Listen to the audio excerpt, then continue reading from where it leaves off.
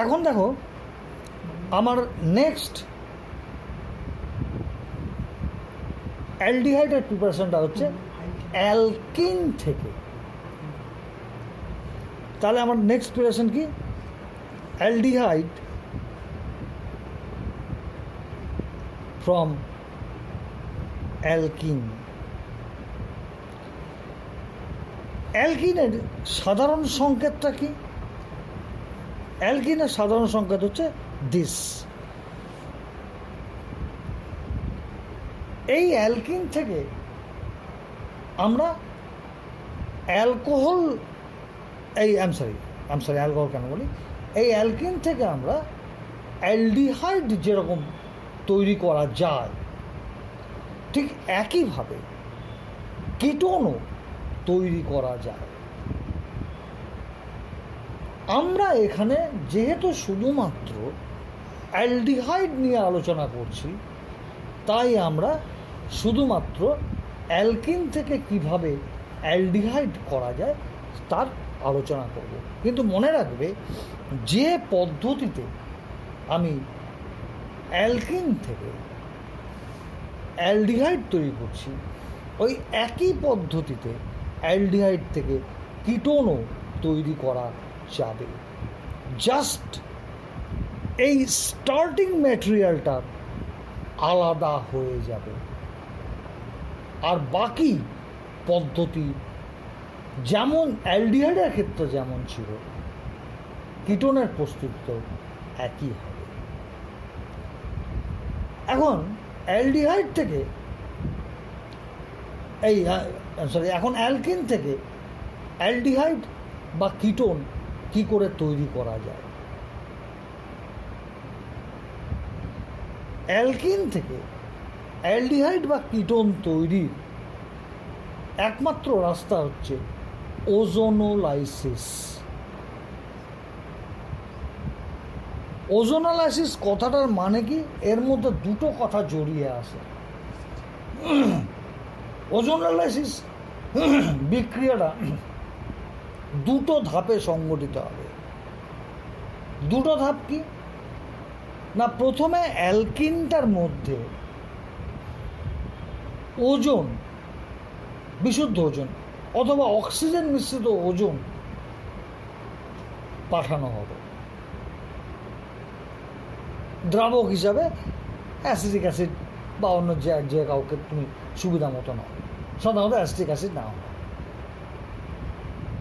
পাঠালে পারে অ্যালকিন ওজোনের সাথে বিক্রিয়া করে অ্যালকিন ওজোনাইড তৈরি করবে। এটা হচ্ছে প্রথম ধাপ। তাহলে প্রথম ধাপ হচ্ছে ওজোনাইড ফর্মেশন। দ্বিতীয় ধাপে এই ওজোনাইড যৌগগুলোর আর্দ্র বিশ্লেষণ করা হবে। অবশ্যই আর্দ্র বিশ্লেষণটা জিঙ্কের উপস্থিতিতে করা হয়। কেন সেটা আমি আলোচনায় পরে আসছি। জিঙ্কের উপস্থিতিতে আর্দ্র বিশ্লেষণ করলে ওজোনাইড যৌগগুলো আর্দ্র বিশ্লেষিত হয়ে কার্বনিল গ্রুপযুক্ত যৌগ তৈরি করবে। এই স্টেপটাকে আমরা হাইড্রোলাইসিস বলে থাকি। তাহলে প্রথম step ozonide formation, second step hydrolysis. এই ওজোনাইড আর হাইড্রোলাইসিস দুটোকে একসাথে করলে ওজোনোলিসিস বলা হয়। এখন তোমরা ক্লাস 11-এ অ্যালকিন পড়তে গিয়ে এই বিক্রিয়াটা পড়েছ। This is alkyne. এর মধ্যে ওজোন দেওয়া হলো ইন অ্যাসিটিক অ্যাসিড দিলে পারে এই স্টেপটায় ওজোনাইড ফর্মেশন হবে। ওজোনাইড ফর্মেশন হলে দেখো এই যৌগটা তৈরি হবে।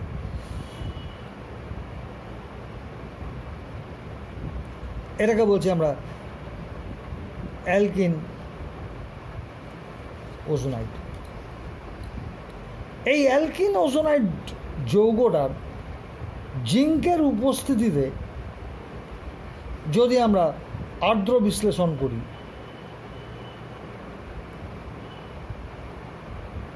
তাহলে পারে এই যৌগটা ভাঙবে,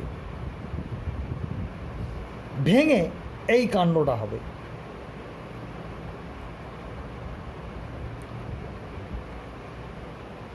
সাথে তৈরি হবে জিঙ্ক অক্সাইড। ফলে লক্ষ্য করে দেখো, অ্যালকিন থেকে এইটুকু হচ্ছে ওজোনাইড ফর্মেশন, দিস ইজ হাইড্রোলাইসিস দিয়ে কার্বনিল গ্রুপযুক্ত যৌগ।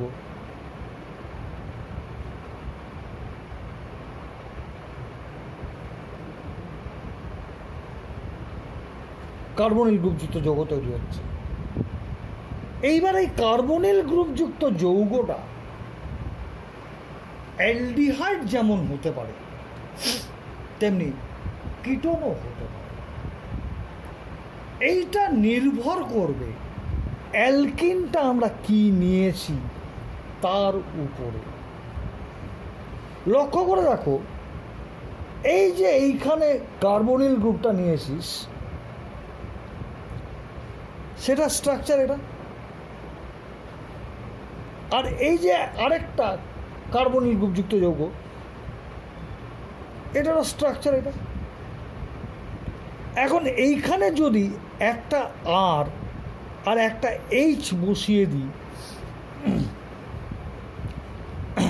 তাহলেই এটা অ্যালডিহাইড তৈরি হয়ে যাচ্ছে। একইভাবে এখানে আর এইচ যদি বসিয়ে দিই তাহলে এটাও অ্যালডিহাইড তৈরি হয়ে যাচ্ছে। তাহলে বেসিক্যালি এই এখানে যে আরটা রয়েছে, এই যে এখানে, আর এখানে যে এইচটা রয়েছে, এটা কোথার থেকে এসছে? এই অ্যালকিনটার থেকে। অ্যালকিনে কোনটা না এইখানে কে যুক্ত আছে। এখানে যদি আর এইচ থাকে তাহলে এখানে কি হবে? অ্যালডিহাইড তৈরি হবে। অর্থাৎ অ্যালকিনটার গঠন যদি এই রকম হয়,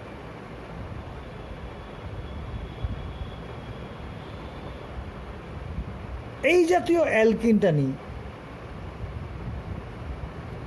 এবং এই জাতীয় অ্যালকিনে যদি আমরা ওজোনোলাইসিস করি তাহলেই অ্যালডিহাইড তৈরি হবে।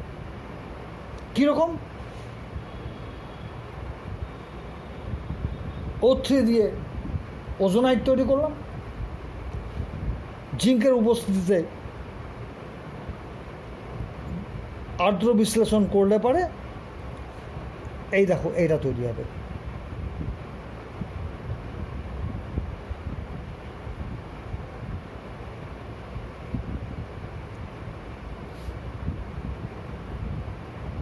এটা তৈরি হবে, দেশ অ্যালডিহাইড তৈরি হবে। এইভাবে আমরা অ্যালকিন থেকে অ্যালডিহাইড তৈরি করতে পারি। একটা জিনিস মনে রাখবে, অ্যালকিন থেকে অ্যালডিহাইড তৈরি করতে গেলে অ্যালকিনের এই যে কার্বনের যে এই যে যোজ্যতাগুলো ফাঁকা রয়েছে, এই যোজ্যতাগুলোর সাথে কোন অ্যালকাইল গ্রুপ, কোন যোজ্যতায় হাইড্রোজেন থাকবে, এটা যদি আমরা ঠিক করে না নিতে পারি তাহলে পারে আমরা অ্যালডিহাইড তৈরি করতে পারব না। তাই অ্যালকিনের ওজোনোলাইসিসে যদি আমরা অ্যালডিহাইড তৈরি করতে চাই, তাই উপযুক্ত অ্যালকিনটা কী নিয়েছি তার উপর ডিপেন্ড করবে। কীরকম? দেখো, আমরা অ্যাসিটালডিহাইড তৈরি করতে চাচ্ছি, বা ধরো প্রোপিওনালডিহাইড তৈরি করতে চাচ্ছি, তাহলে প্রোপিওনালডিহাইডের স্ট্রাকচারটা কী হবে?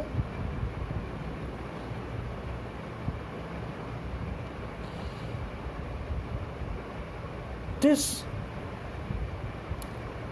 তাহলে পরে এই যে অ্যালকিনটা আমরা নিয়েছি, এর সাথে কে কে যুক্ত থাকবে? কে কে? একটা যোজ্যতায় এই গ্রুপটা থাকবে, একটা যোজ্যতায় এই গ্রুপটা থাকবে, অর্থাৎ অ্যালকিনটার গঠন হবে এইটা।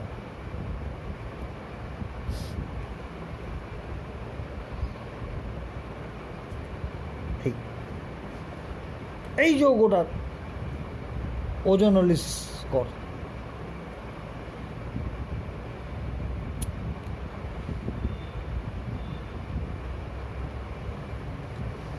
করলে কি হবে দেখো, এটা হচ্ছে কিনা।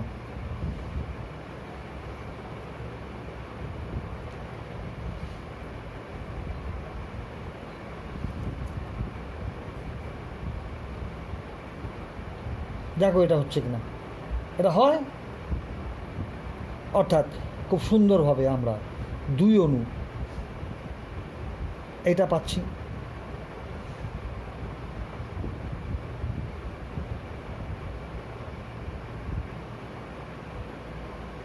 এটা পাচ্ছি। সেই জন্য আমি বারবার করে বলছি যে অ্যালকিনের ওজোনোলিসিসে যদি আমাদের অ্যালডিহাইড তৈরি করতে যাই, তাহলে অ্যালকিনটা কী নিচ্ছি তার উপর নির্ভর করবে। এবার অ্যালকিন থেকে অ্যালডিহাইড তৈরি একটা সহজ রাস্তা বলছি আমি।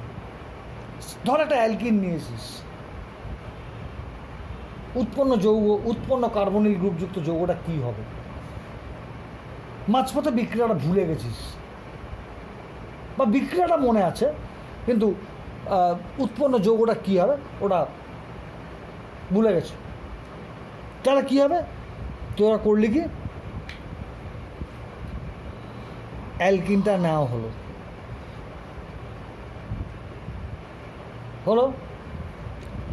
এবার মাঝখান থেকে এই ডাবল বন্ডটা ভেঙে দাও।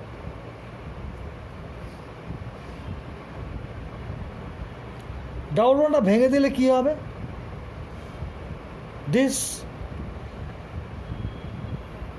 দিস এটা তৈরি হবে। এইবার কি করা হলো, এই কার্বনটার সাথে একটা ডবল বন্ড ও জুড়ে দাও, আর এই কার্বনটার সাথে একটা ডাবল বন্ড ও জুড়ে দাও। দেখো কার্বনিল গ্রুপযুক্ত যৌগটা পেয়ে গেছি।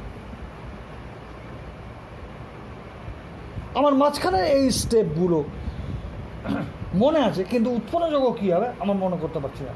ফলে খুব সহজভাবেই অ্যালকিনটার ওজোনোলিসিসে কার্বনিল গ্রুপযুক্ত যৌগটা পেয়ে যাচ্ছে। এবার ধর আমি অ্যালডিহাইড তৈরি করব। অ্যালডিহাইড, যেহেতু আমরা অ্যালডিহাইড প্রস্তুতি আলোচনা করছি, অ্যালডিহাইড প্রস্তুতি আলোচনা করতে গেলে কী করতে হবে না,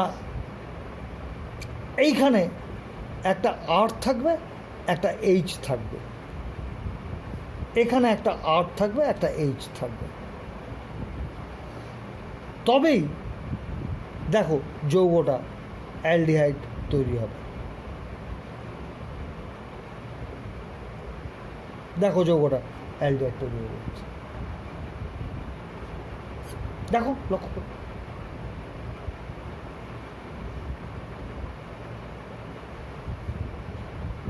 এইভাবে আমরা অ্যালকিনের ওজোনোলিসিস বিক্রিয়া অ্যালডিহাইড তৈরি করি। এখানে একটা জিনিস মনে রাখতে হবে, অ্যালকিনটা অবশ্যই সুষম প্রকৃতির হতে হবে। অর্থাৎ যে অ্যালকিনটা নেওয়া হচ্ছে সেই অ্যালকিনে এই যে দুটো আর, এই দুটো আর যেন একই চরিত্রের হয়, তবেই আমরা একটা নির্দিষ্ট অ্যালডিহাইড পাই। যদি এই দুটো আর আলাদা হয়ে যায় তাহলে দুটো ভিন্ন ভিন্ন অ্যালডিহাইডের মিক্সচার তৈরি হবে, ফলে একটা পিওর অ্যালডিহাইড তৈরি হবে না। তাই বিশুদ্ধ অ্যালডিহাইড তৈরি করতে গেলে অ্যালকিনটার স্ট্রাকচারে যে অ্যালকাইল গ্রুপ বা অ্যারাইল গ্রুপ বা